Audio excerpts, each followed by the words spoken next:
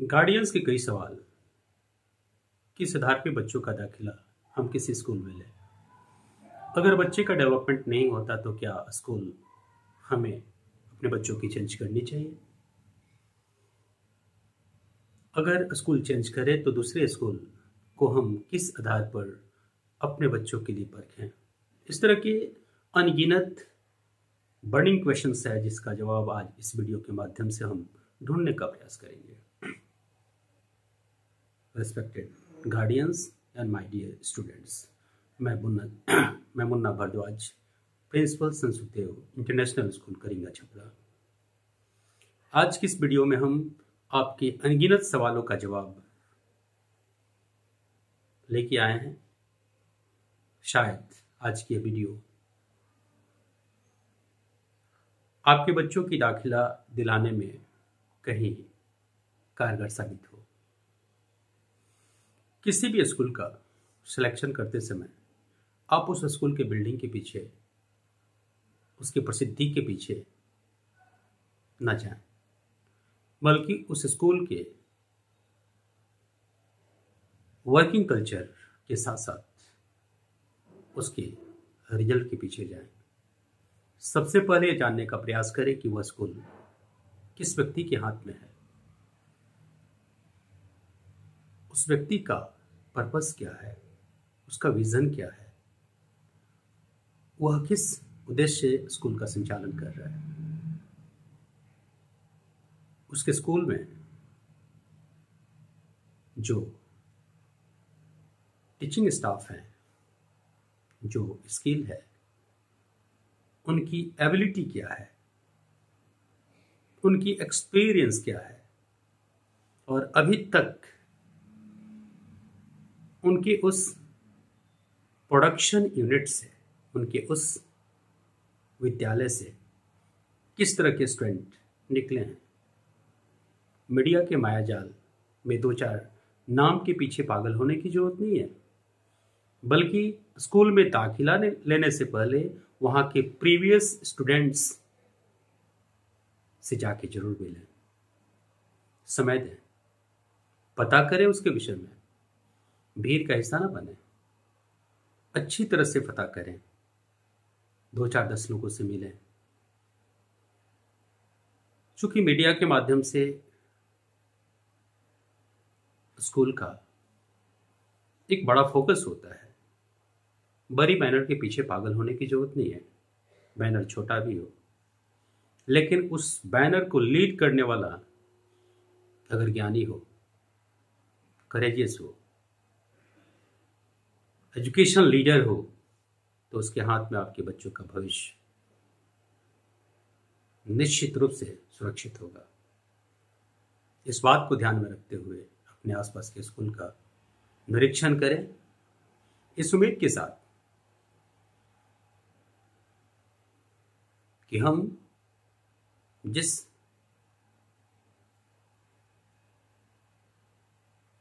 Culture को ढूंढने की कोशिश कर रहे हैं, कल्चर कहने का सेंस यहाँ वर्किंग कल्चर से है। अगर इंग्लिश मीडियम स्कूल है तो क्या वाकई वहाँ इंग्लिश मीडियम की एबिलिटी वाले टीचर्स हैं? क्या वहाँ के बच्चे इंग्लिश बोलने में सक्षम है? क्या बच्चों की पढ़ाई, बच्चों की वर्किंग उस मीडियम के अनुरूप है? वहाँ की अनुशासन कैसी है? वहाँ की व्यवस्था कैसी है? व्यवस्था मतलब बिल्डिंग की नहीं, व्यवस्था मतलब क्लासरूम की नहीं, व्यवस्था मतलब वहाँ के टीचर के मैनर्स कैसे हैं, वो कितने पंक्चुअल हैं, स्कूल का संचालन किस तरह से करते हैं, बच्चों के साथ में उनका बिहेव कैसा है, पेरेंट्स के साथ में उनका बिहेव कैसा है, क्या पेरेंट्स को सुनी जाती है, क्या बच्चों को सुनी जाती है। एक क्लास में कई तरह के बच्चे होते हैं, कोई एवरेज होता है, कोई एक्सलेंट होता है, कोई बिलो एवरेज होता है, बहुत कमजोर बच्चे होते हैं। तो एक्सलेंट या एवरेज स्टूडेंट की तो बहुत चिंता नहीं होती, वो अपने ट्रैक पर चलने का प्रयास करते हैं और एक हद तक सफल भी होते हैं।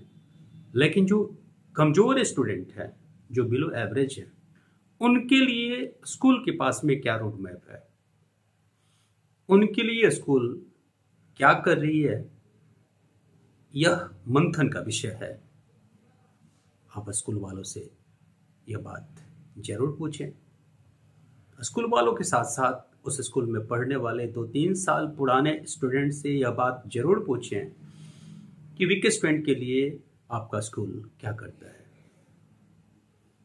क्या रिमेडियल क्लासेस होती है, और यदि रिमेडियल क्लासेस होती है तो क्या उस रिमेडियल क्लासेस का कोई गाइडलाइन है, उसका कोई रोड मैप है, क्या उसकी कोई टारगेट है, क्या उसका कोई विजन है कि कितने दिनों में किस तरह की बैकअप देनी है, फिर मेन स्ट्रीम में जोड़ने के लिए उन्हें किन किन स्टेप से होके गुजरना है। अगर आप एश्योर्ड हैं, अगर आप कंफर्म हो जाते हैं कि उनके पास रिमेडियल के साथ साथ एक ऐसी थिंक टीम है, एक ऐसा ग्रुप है जो कमजोर बच्चों के ऊपर स्पेशल फोकस करती है, वो न सिर्फ गार्जियन को सुनती है बल्कि गार्डियन को भी इनवाइट करती है कि आइए आप अपने एक्सपीरियंस को शेयर कीजिए, अपने कंप्लेन को दर्ज कीजिए और बच्चों से भी आप फीडबैक लेने की कोशिश कीजिए और बताइए कि बच्चों की क्या प्रॉब्लम है। जो अपने मंच पर न सिर्फ बच्चों का स्वागत करता हो बल्कि गार्डियंस को इनवाइट करता हो कि हमारे ओपन मंच पर आएं और न सिर्फ अपने एक्सपीरियंस से हमें वाकिफ कराएं बल्कि बच्चों के लिए भी अपना मार्गदर्शन दें। अगर इस तरह का ओपन मंच है, अगर इस तरह की हालात बनती है उस स्कूल में, तो नो डाउट बेहिचक उस स्कूल में दाखिला ली जा सकती है, एडमिशन कराई जा सकती है। वैसे स्कूल के हाथों में आपके बच्चों का भविष्य सुरक्षित होगा, इसमें नो डाउट। रही बात बार बार स्कूल चेंज करने की, तो मुझे लगता है कि बार बार स्कूल चेंज करने की जरूरत नहीं है। आप अपने कार्यशैली को बदलिए। मेरा अपना अनुभव है कि बार बार स्कूल इसलिए चेंज की जाती है क्योंकि गार्डियन अपने बच्चों पर फोकस नहीं कर पाते हैं, ध्यान नहीं दे पाते हैं। वो सिर्फ और सिर्फ मार्कशीट के आधार पर, कागज के टुकड़े के आधार पर फैसला ले लेते हैं। मार्क्स कम है तो बच्चों का स्कूल बदल देना है, और यदि मार्क्स अच्छा है तो फिर आगे का प्लान प्रोसीड करने की होती है। मेरा मानना है कि बच्चों की पोटेंशियल का पैरामीटर उनका मार्कशीट नहीं होता,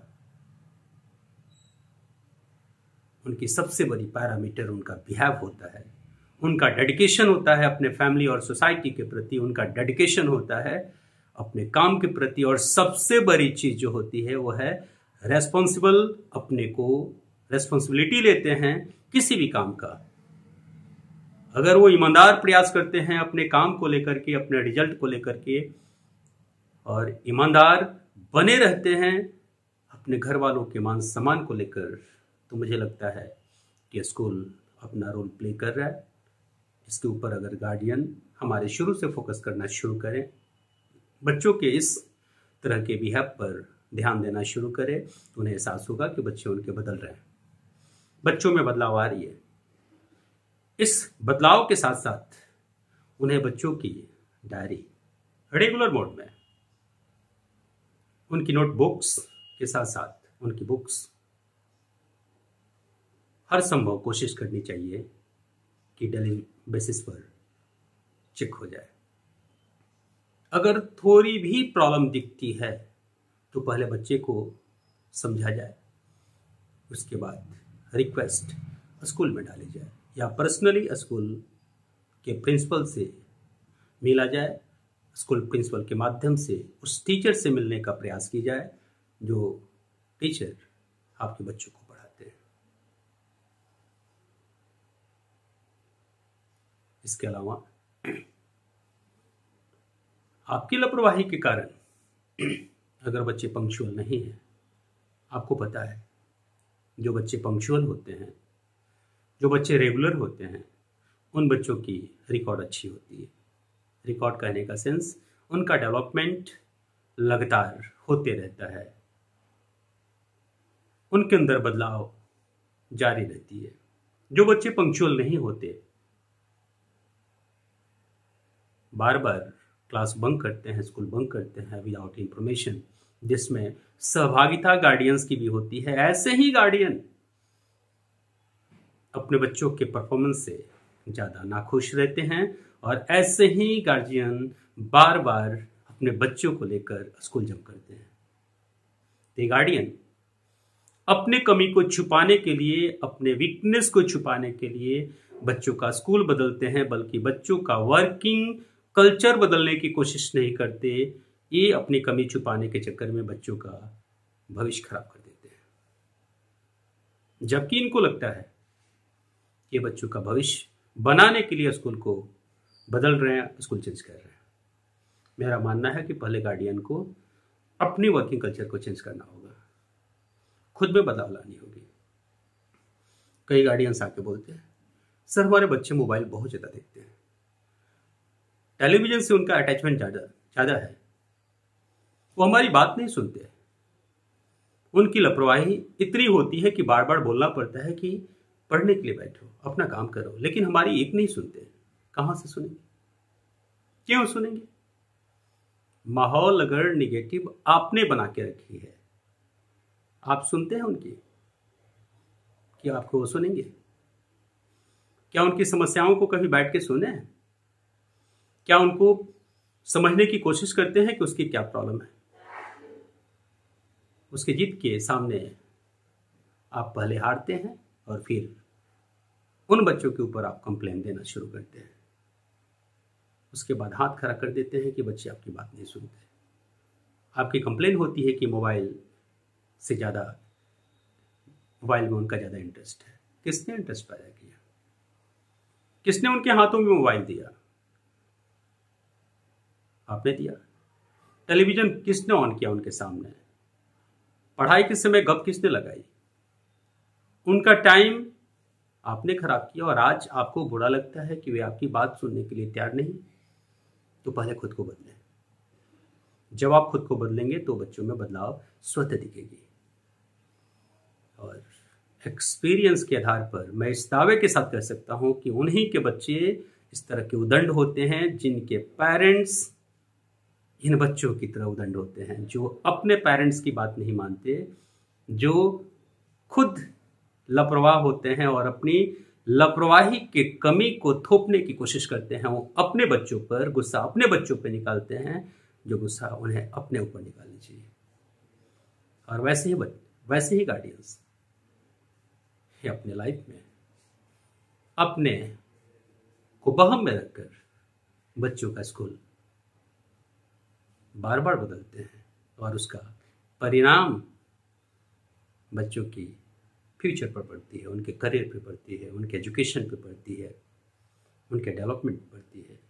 और डे बाय डे उन बच्चों का विकास होने के बजाय उन बच्चों का ह्रास होता है, उनके पढ़ने की ट्यूनिंग खत्म हो जाती है, उनका पीस ऑफ माइंड खत्म होता है।